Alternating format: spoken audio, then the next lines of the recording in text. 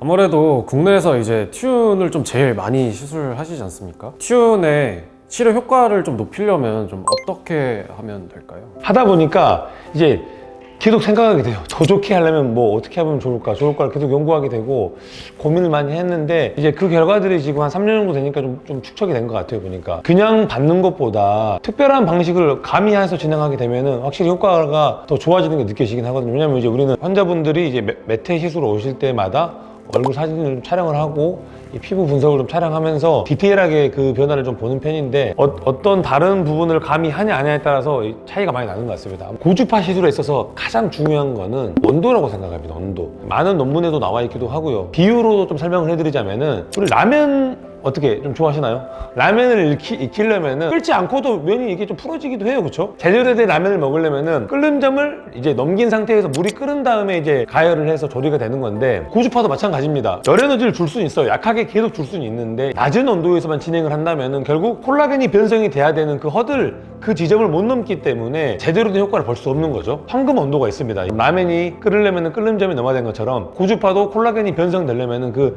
변성되는 지점이 있기 때문에 그 온도를 높여서 시술이 지속돼야만이 효과가 있다고 저는 볼 수 있습니다. 실제 저는 그래서 이제 튠 시술할 때도 그 온도가 도달하기 전까지는 의미가 없는 에너지고, 그 온도가 그 이상이 된 상태부터 이제 에너지가 의미가 있다라고 저는 이제 설명을 드리곤 해요. 간호사 선생님이 이제 온도를 계속 재게 만들거든요. 재면서 모니터링 계속 하면서 화상을 입지 않고 효과를 가장 극대화해서 할 수 있는 그 지점이 이제 황금 온도인데, 그 지점을 맞추려고 계속 온도를 잽니다. 실제로 논문을 찾아보면은 콜라겐을 변성하기 위한 그 타겟 온도가 있어요. 그 신부층으로는 60에서 65도 정도까지를 올려줘야 되는데, 그러기 위해서는 피부 온도가 적어도 40도 내지 42도가 유지가 돼야 된다. 그 온도를 이제 유지를 해서 시술을 해야 훨씬 더 효과가 잘 나타나는 것 같고요. 그러기 위해서는 온도를 지속적으로 측정을 하면서 모니터링하고 시술하는 게 굉장히 중요한 부분인 것 같아요. 시술자에 따라 다를 수 있긴 하지만, 이거는 논문과 우리 임상적인 연구 결과를 토대로 한 부분이기 때문에, 그리고 또 다른 측면에서 효과를 높이기 위해서는, 얘는 장점이 아까 계속 언급했지만 하나만 있는 게 아니잖아요. 실제로 이 어플리케이터가 이제 열 몇 가지면 열 몇 가지 장비가 있는 거라고 보시면 되거든요. 근데 걔를 부위나 나에게 맞는 맞춤형으로 시술을 했을 때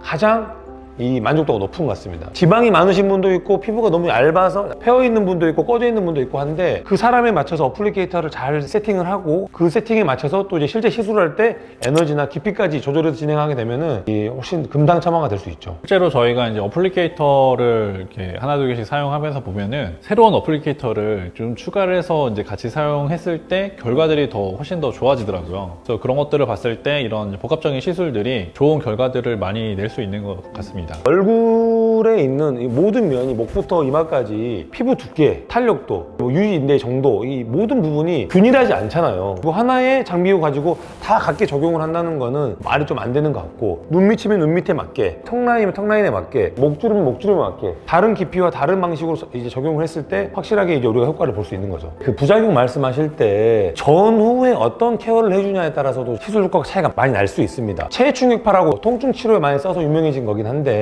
사실 얼굴용 체충격파가 있어요. 얼굴 이제 안면부 충격파가 있는데, 자극을 통해서 주변부에 이제 부종도 완화해주고 림프순환도 도와주지만은 혈류량도 증가시키기 때문에 그 주변부에 혈액이 많이 모이잖아요. 혈액이 모이면 이제 콜라겐을 만들어줄 수 있는 섬유화세포 같은 경우도 많이 모일 수 있죠.